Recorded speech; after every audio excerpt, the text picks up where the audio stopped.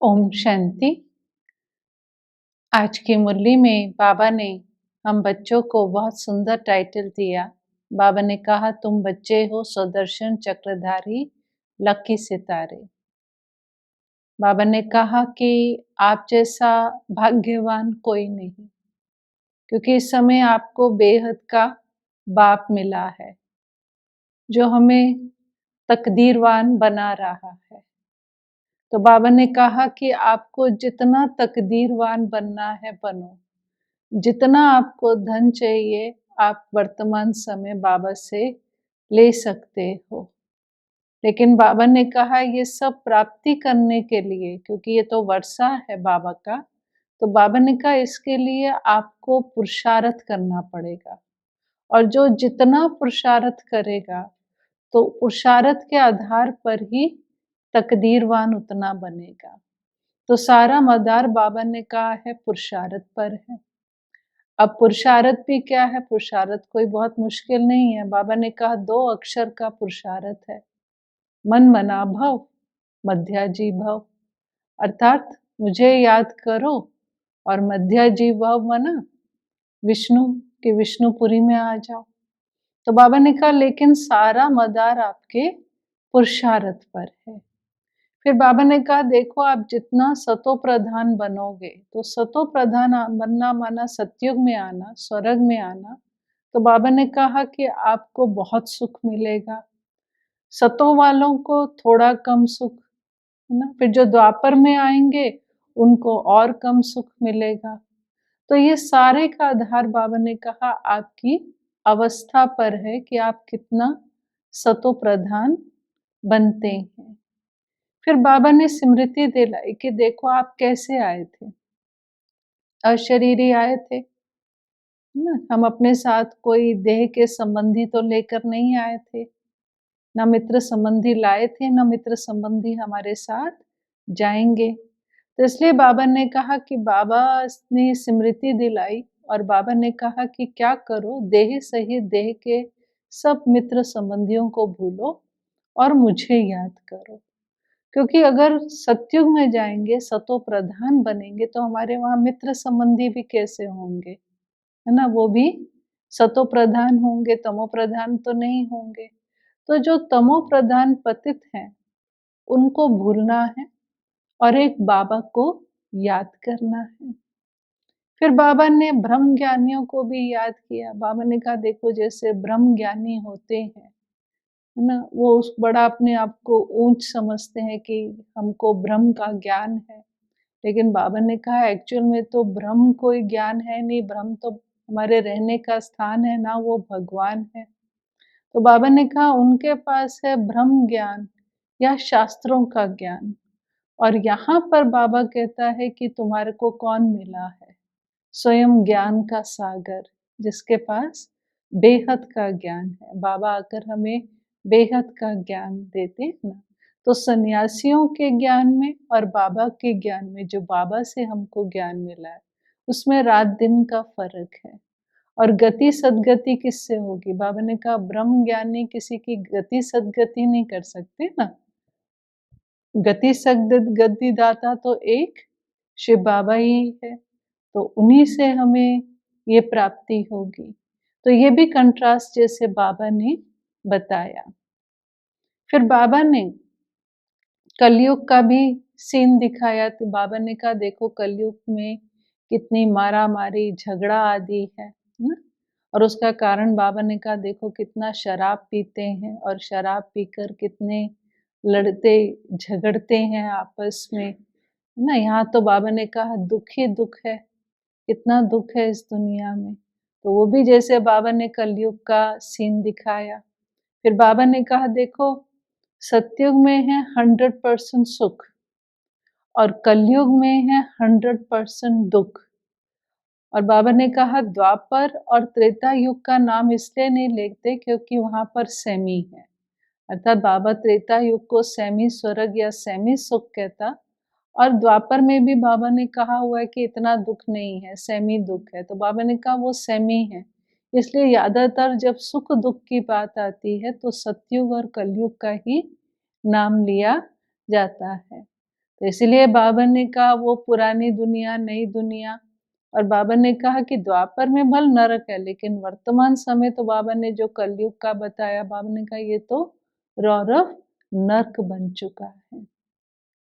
फिर बाबा ने कहा कि देखो अगर आपको ऊंच पद पाना है तो उसके लिए एक तो मुझे याद करो, और दूसरा बाबा ने कहा कि फॉलो फादर। तो कौन से फादर को? बाबा ने कहा ये ब्रह्मा को फॉलो करो, इसने बहुत याद किया है मुझे, बहुत पुरुषार्थ किया है, तभी तो इतना ऊंच पद पा रहा है। तो बाबा ने कहा इसको आपको फॉलो करना है, तब आप ऊंच पद अर्थात लक्ष्मी नारायण जैसा पद प्राप्त कर सकेंगे, क्योंकि पुरुषार्थ है ना। फिर बाबा ने ये भी बच्चों को बताया कि देखो कोई भी पतित आत्मा आप जानते हैं वापस घर नहीं जा सकती है, क्योंकि अब समय है वापस घर जाने का, ड्रामा पूरा हो गया है। अब हम सब आत्माओं को घर वापस जाना है। तो बाबा ने कहा उसके लिए आप हर एक को, चाहे वो बीके है, नॉन बीके, पूरे विश्व की आत्माओं को पावन तो बनना ही पड़ेगा, क्योंकि अपवित्र तो मुक्ति धाम में नहीं जा सकते हैं, परम धाम में नहीं जा सकते। तो बाबा ने कहा उसका उपाय एक तो है योग बल से अपने आप को पावन बनाओ, नहीं तो सजाएं खानी पड़ेंगी। तो इसलिए बाबा ने कहा मैं रोज-रोज बच्चों को कहता हूँ कि बच्चे याद करो, और क्योंकि अब वापस घर जाना है। फिर बाबा ने मीठी माताओं को भी याद किया। बाबा ने कहा माताएं आती हैं, बाबा पूछते हैं कि भाई तुम्हारे कितने बच्चे हैं? तो माताएं जवाब देती हैं कि हमारे 5 बच्चे हैं। कैसे? 4 तो लौकिक बच्चे हैं, 1 परलौकिक बच्चा है। फिर बाबा ने कहा देखो कैसी जादूगरी है, वो बाप भी बन जाता हूँ और बच्चा भी बन जाता हूँ। बाप के संबंध में भी मुझे याद करती तो बच्चे के संबंध में, इसलिए तो भगवान को जादूगर कहा जाता ना। तो ये बाबा की जादूगरी है।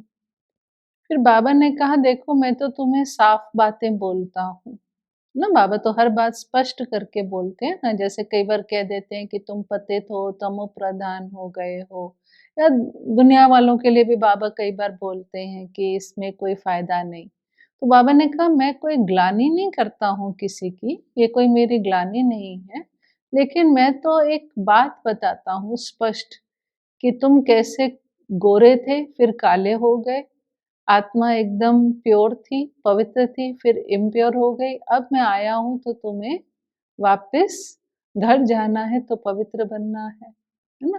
तो इसमें बाबा ने कहा ग्लानि की कोई बात नहीं। फिर बाबा ने आज विहंग मार्ग की सेवा को भी याद किया। बाबा ने कहा देखो म्यूजियम में, पहले म्यूजियम होते थे ना, तो वहाँ पर बहुत लोग आते थे, अपने आप ही आते थे देखने के लिए, अट्रैक्ट होते थे जाके देखें, क्योंकि बाहर ऐसा लिखा होता था, या फिर जैसे कोई बाहर सेवाधारी बाबा के बच्चे खड़े होते थे। तो बाबा ने कहा कि आज ये विहंग मार्ग की सेवा है, हो सकता है आगे जाकर कोई और विहंग मार्ग की सेवा का ढंग निकल आए। और आज हम देख ही रहे हैं कि देखो ये चाहे ऑनलाइन ये सब विहंग माना बेहद की सेवा के ये भी निकल आए हैं। तो बाबा ने कहा हो सकता है आगे जाकर ऐसे भी कई रास्ते निकल आए जिससे विहंग मार्ग की सेवा हो। फिर बाबा ने कहा कि जब विहंग मार्ग की सर्विस की बात हो रही, तो बाबा ने कहा देखो गांव में भी सर्विस कर सकते हैं। तो बाबा ने कहा भल माताएं पढ़ी लिखी ना हो, वो भी सर्विस कर सकती हैं, बाबा का परिचय तो दे सकती हैं। फिर जहाँ माताओं महिलाओं की बात आई तो बाबा को स्मृति में आया कि देखो मुसलमान जो महिलाएं होती हैं वो कितना पर्दे में रहती हैं, सिर्फ आँख ही उनकी होती है जिससे वो बाहर निकलती हैं। तो बाबा ने फिर कहा ये बातें मैं नहीं बोल रहा हूँ, ये बातों का अनुभवी ब्रह्मा बाबा है, मैं इन बातों के बारे में नहीं जानता हूँ। बाबा क्या पढ़ाता है? बाबा ने कहा मैं तो आया हूँ तुम्हें पढ़ाने, मन मना भव, अपने को आत्मा समझो, मुझे याद करो, है ना, सृष्टि का ज्ञान देता हूँ।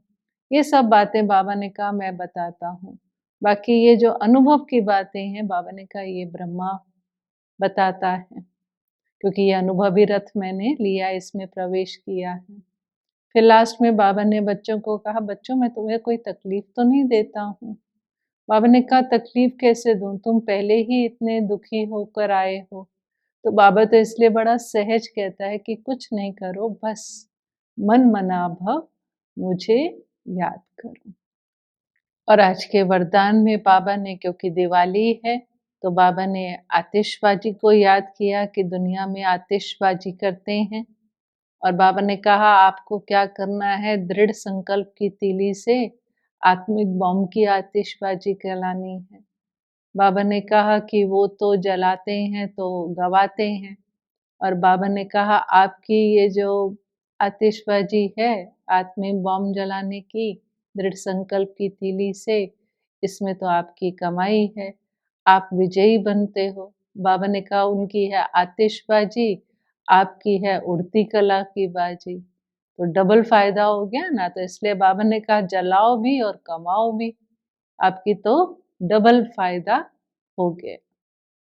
और आज के स्लोगन में बाबा ने कहा कि देखो अगर आपको दुआएं कमानी है, कोई भी, हमको मालूम है दुआओं में बहुत ताकत होती है, तो बाबा ने कहा कि दुआएं कैसे मिलेंगी, अगर हम किसी विशेष कार्य में मददगार बनते हैं।